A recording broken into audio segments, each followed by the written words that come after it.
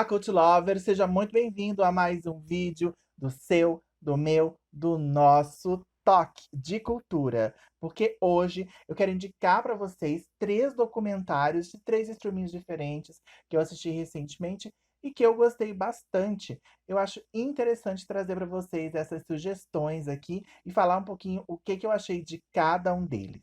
O primeiro documentário que eu assisti e quero indicar é a super fantástica história do balão, que estreou no streaming do Star Plus no dia 12 de julho. A série documental em 3 episódios é dirigida por Tatiana Issa e eu gostei, com algumas ressalvas. Porque apesar de ter sido interessante voltar naquele passado, que foi o passado da minha infância, e onde eu pude acompanhar, ainda que muito pouco, né, essa trajetória desses apresentadores mirins, tudo me pareceu meio amargo na condução do documentário. E se realmente foi tudo tão traumático para os apresentadores Simoni, Jairzinho, Mike e Toby, como pareceu nos depoimentos, é realmente uma grande lástima. Eu não fui exatamente um telespectador do Balão Mágico, porque eu tinha só 5 anos quando o programa chegou ao fim. E me lembro de poucas coisas, porque naquela época nem televisão eu tinha na minha casa, então eu via só trechos e cenas, muitas vezes em casa de vizinhos, de amiguinhos, mas as memórias mais cristalizadas na minha mente são o Fofão, que eu achava realmente fascinante aquela figura, e a Simone, que para mim era uma das crianças mais graciosas de que eu já tinha tido notícia, claro, né, eu era só uma criança também, mas depois de muito tempo crescendo, eu lembrava daquela menininha antes dela aparecer na mídia já como adulta e eu sentia saudade. E eu lembro que essa lembrança da Simone era tão forte na minha cabeça, que mesmo sem acompanhar assiduamente e vendo muito pouca coisa do Balão Mágico, quando surgia alguma substituta dela, eu achava super sem graça, sabe? Não tinha o mesmo elan, aquela coisa cativante. A Simone realmente era uma apresentadora mirim excelente e extremamente cativante. Depois, ainda na infância, eu me lembro do Jairzinho e da Simone tentando uma carreira como dupla pós-Balão Mágico, que por sinal foi bem curta, e me lembro também de 2 fitas cassetes que eu ganhei de presente quando eu era criança. Vou deixar passando aqui a imagem para vocês verem quais são esses cassetes. Tá aparecendo a imagem do vinil, mas eu tive os cassetes mesmo. E esses 2 cassetes já eram, tipo assim, o final da carreira do Balão. Aliás, uma das coisas bem positivas que me chamou a atenção no doc eram as participações de luxo dos cantores na época, né? Tinha Roberto Carlos, Fábio Júnior, Djavan, aquelas crianças gravavam com esses monstros da MPB. Então eles realmente eram um fenômeno. Porém, falando de algumas coisas que me incomodaram nesse documentário, teve a postura da Simone durante todos os depoimentos. Eu não sei, eu acho que eu esperava alguma coisa mais emocionante, mais contundente. E o tempo todo eu senti ela muito apática, como se não tivesse a vontade de estar ali, como se não quisesse, não fizesse questão. Eu não sei se foi uma percepção contrária minha, né? Se justamente ela estava tão emocionada de estar ali que ela não conseguia botar para fora, ou se por causa de acusações, né, com relação à mãe dela, que mexeu ali no grupo como empresária durante um tempo e meio que explorou as crianças à exaustão para trabalhar enlouquecidamente. Eu não sei se ela ficou meio receosa de falar muito e tocar nessas questões, que para ela deve ser meio que um calcanhar de Aquiles, mas eu não achei ela à vontade, não. Eu esperava que ela revelasse mais coisas, que ela se mostrasse mais. Também tem a questão da saúde dela, né? Ela acabou de passar por um câncer. Pode ser que durante a gravação, né, as gravações desse documentário, ela estivesse descobrindo a doença, estivesse fragilizada por causa da saúde. Não dá para saber, mas para mim a Simone foi uma pequena decepção. Com relação ao Jairzinho, que eu acho um fofo, um lindo, acompanho a carreira dele, né, um pouco, não muito, mas sei da família, que ele é casado com uma atriz que eu adoro, que é a Tânia Kalil, acho as filhas dele lindas. Bom, ele foi uma criança que, pelo jeito, foi o único ali que não se traumatizou com essa carreira efêmera, né, infantil, porque ele já era um menino rico, de pais, filho de pais, artistas, já estava acostumado ali com o métier, entrou no Balão Mágico por um pistolão, então acho que ele teve uma boa estrutura familiar, para não pirar o cabeção quando tudo terminou. Isso fica muito mais evidente quando a gente fica sabendo das histórias dos outros 2 apresentadores, o Toby e o Mike. E aqui o negócio fica bem difícil, bem pesado, porque, são 2 impactos bem diferentes, né. A gente vê o Mike, o menino super falante, aliás, ele chega a irritar um pouco no documentário, porque ele é o que mais fala, parece até um pouco exibido, parece até um pouco que quer se aparecer mais que os outros, mas eu acho também que é uma forma de colocar para fora, né, todo o sentimento ali que está envolvido, naquela coisa de voltar a relembrar da trajetória dele. E a barra que ele enfrentou é muito pesada. A trajetória dele depois do balão, até antes, o histórico familiar, você descobre que o pai dele foi um dos grandes criminosos da história, um assaltante muito famoso. A mãe era uma stripper, uma mulher que trabalhava com corpo. Então você já fica chocado. Um menino de 11 anos fazendo tanto sucesso, sendo uma referência tão doce, digamos assim, e tendo essa estrutura familiar barra pesada por trás que era quem cuidava de tudo ali, né? Principalmente o pai. E ele sai do balão, cresce, mil coisas acontecem com essa criança que se torna um adulto muito longe de uma vida glamourizada que ele poderia ter tido se tivesse tido bons empresários e continuado no mundo artístico. E também tem o Toby, que foi o que mais me tocou, o que mais eu tive uma conexão emocional ali. Nitidamente, ele é uma pessoa muito sensível, muito frágil, foi o que me passou. Ele era o mais velho da turma, foi ele que começou ali a dupla do Balão Mágico junto com a Simone. E aí mostra, né, que quando ele vai ficando mais velho, começando a nascer as espinhas no rosto, a voz engrossar, ele é descartado da turma do Balão Mágico como se fosse assim um lixo descartável. E é muito duro ver o que transformou a vida dele, né? E hoje ele tem esses reflexos, quer dizer, esse documentário tocou ele de uma forma muito profunda. Então, assim, eu gostei, achei bom voltar nesse passado pré-Xuxa, né? Porque eu sou totalmente da era show da Xuxa, mas essa coisa bem anterior, bem primeira infância mesmo, que eu me lembro bem, me lembro que eu não tive tanta conexão emocional com a Turma do Balão Mágico, mas amava aquela figura do Fofão e adorava a Simone. Então eu amei assistir, mas fiquei com gostinho de quero mais, de ter uma coisa mais profunda, mais forte, que mexesse mais pelo menos com o meu emocional, que me deixasse aterrorizado, chocado. O menino, né, o Mike, ele fala muita coisa chocante, mas como eu falei, a sensação que eu tenho é que parece que é só pra aparecer, pra chamar atenção. Tô fazendo aqui um julgamento de valor, mas foi só a sensação que eu tive, não creio que seja isso. Mas enfim. A Super Fantástica História do Balão é um bom doc, mas não satisfez totalmente o meu desejo de saber mais da história do grupo, que eu acho que faltaram coisinhas ali e aqui, que mais uns 2 episódios explorariam muito bem. Mas a apatia da Simone foi realmente o que mais me incomodou e que para mim tirou o brilho desse documentário. Partindo então para o segundo documentário dessa listinha aqui de dicas sobre docs, claro, eu não poderia deixar de falar de Xuxa, o documentário, que estreou exatamente ao dia seguinte do Balão Mágico no Star Plus, né? Só que na Globoplay, no dia 13 de julho, o documentário dirigido pelo Pedro Bial, que já era esperado por muitos, porque foi super alardeado durante muito tempo, diferente do documentário do Balão Mágico, que a gente foi pego assim de surpresa, ninguém esperava, mas eu achei muito bacana, achei uma surpresa positiva eles lançarem o Balão Mágico em um dia e a Xuxa no outro. Só que, diferentemente do documentário do Balão Mágico, o da Xuxa está sendo liberado aos poucos, um episódio por semana, o que é uma tortura para quem está sedento em saber e assistir logo toda a trajetória da Xuxa. O documentário Xuxa é composto por 5 episódios e, obviamente, né, por motivos óbvios, me passa uma sensação de nostalgia muito maior do que o documentário da Turma do Balão Mágico.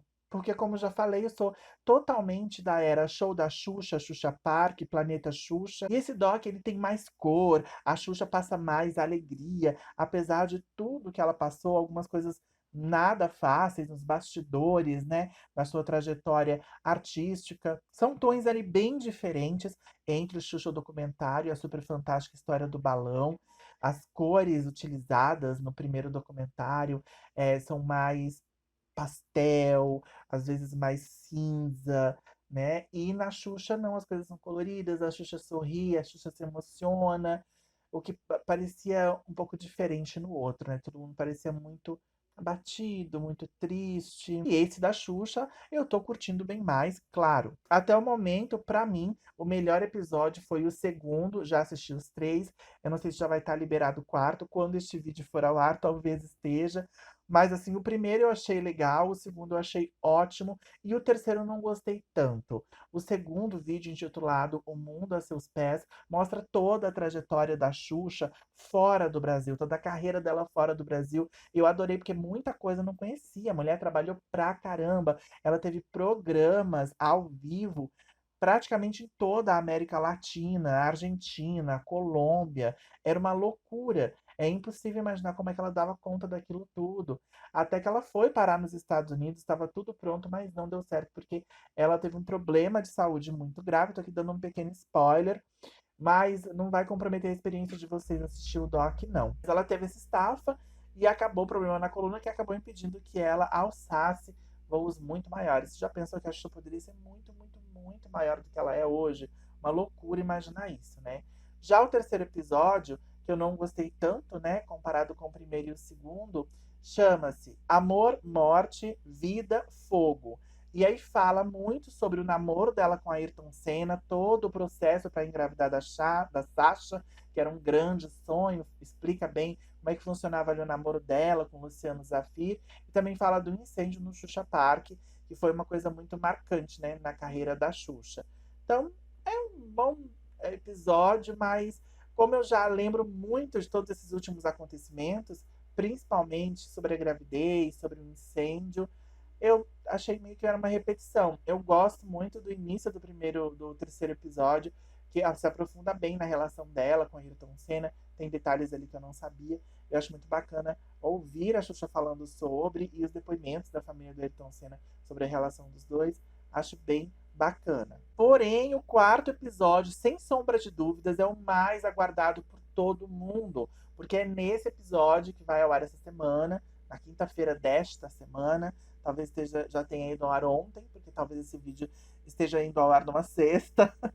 Mas possivelmente o episódio já foi ao ar e esse episódio é o tão aguardado e ansiado reencontro da Xuxa com a Marlene Matos após 19 anos de afastamento sem nenhum tipo de contato. Então a gente já teve uma prévia aí desse reencontro no Fantástico.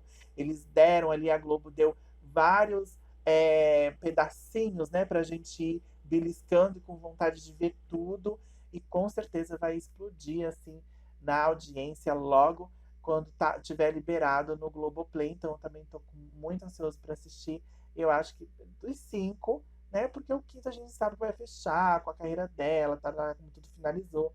Mas esse quarto vai ser babado. E fechando, então, esse vídeo de 3 dicas com 3 documentários de 3 streamings diferentes, eu vou falar de Wham, da Netflix. Em apenas um episódio, na verdade é um filme documental, o Wham para mim foi uma surpresa. Eu descobri a existência do Wham, que foi uma dupla musical formada pelo Andrew Ridgeley e o George Michael, um grupo que eu não fazia a menor ideia da existência. Os registros sobre George Michael na minha cabeça já começam com ele ali nos anos 90. Então eu achava que ele já tinha iniciado a vida artística em uma carreira solo, não fazia a menor ideia. Ele tinha tido uma dupla de tanto sucesso. E eu lembro de músicas, né, como Freedom, Hell the Pain, que é uma das que eu mais gosto do cantor, e Careless Whisper, que eu nem podia sonhar que fazia parte da discografia da dupla, né? Lógico, já que eu nem sabia que a dupla existia. Mas como para mim o cantor sempre foi uma figura meio complexa e intrigante, assim que eu soube do doc, eu quis conferir sem nem saber do que se tratava. Não sabia que era um documento sobre uma dupla que ele tinha tido. O que eu posso dizer sobre a minha relação com George Michael é que eu nunca fui um fã de verdade e nem acompanhava a sua carreira. O meu conhecimento sobre ele mesmo passa ali pelos anos 90, por essas músicas que eu falei que eu já tinha ouvido, né, em algum momento da minha vida, mas nunca foi uma obra que me marcou e emocionou muito. De fato, a memória mais marcante que eu tenho do George, que que me marcou pra caramba e que me despertou muita curiosidade sobre ele foi o episódio no ano de 1998, aquele escândalo sexual no qual ele se envolveu, onde ele foi preso em flagrante por um policial à paisana, depois de convidar o policial a fazer sexo num banheiro público. Na verdade, tem duas teorias sobre essa história, né? Uma diz que ele convidou o policial, sem saber que era um policial, para fazer sexo oral no banheiro público do parque, em Beverly Hills. E a outra diz que o policial entrou no banheiro e flagrou ele já fazendo ali a prática com outra pessoa. Então, não sei qual das duas histórias é verdade, mas nada impede de que as duas se misturem, né? Ele podia estar ali já fazendo umas coisinhas com o cara, chegou o policial, ele não sabia que era policial, convidou para fazer um A3 ali, e aí deu no que deu. O fato é que esse episódio, não tem nada a ver com o documentário, eu tô aqui só contextualizando para vocês saberem quando foi que eu realmente comecei a prestar mais atenção no George Michael. Que a partir desse episódio se tornou, né, um ativista das causas LGBTs e uma referência pop para a comunidade. Mas mesmo após a sua saída do armário, eu, que tinha apenas 16 anos na época, não virei um fã do cantor. Muito pelo contrário, eu comecei a achar ele uma pessoa meio vulgar, né, por se expor àquela situação. Então, o episódio, em vez de me atrair para a obra dele, me deu só aquele start mesmo de curiosidade, de saber, um cara gay bonito, sempre achei ele muito bonito.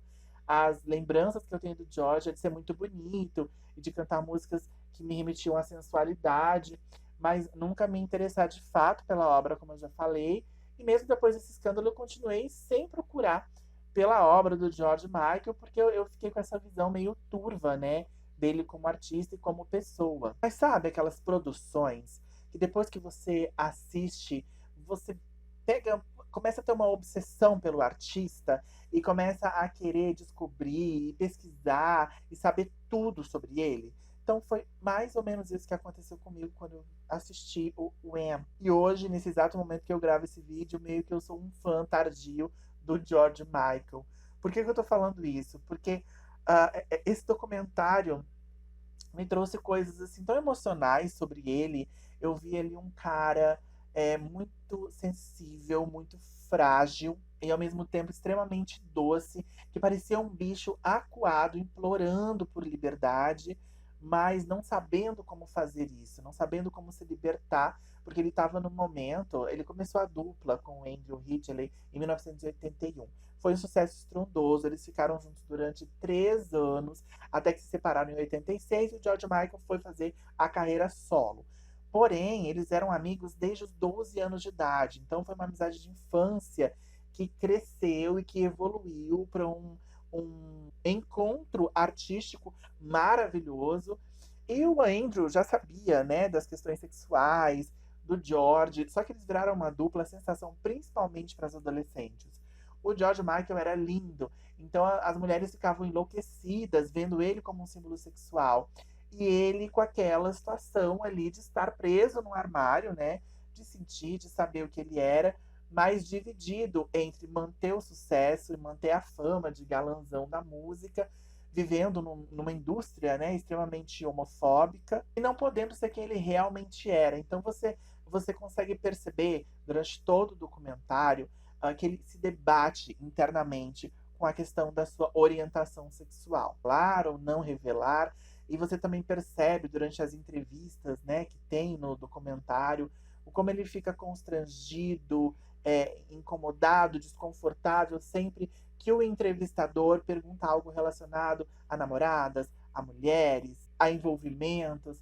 O olhar dele meio que foge e a câmera pega, né? Uma tristeza, uma melancolia. Mas ali em 81, quando ele começou a banda, explodiu de sucesso, ele era só um garoto de 18 anos. E é completamente compreensível que um garoto de 18 anos espere a sua sexualidade amadurecer para ele abrir para o grande público, né, sobre sua orientação sexual. Só que a coisa foi virando uma bola de neve, ele não conseguia sair.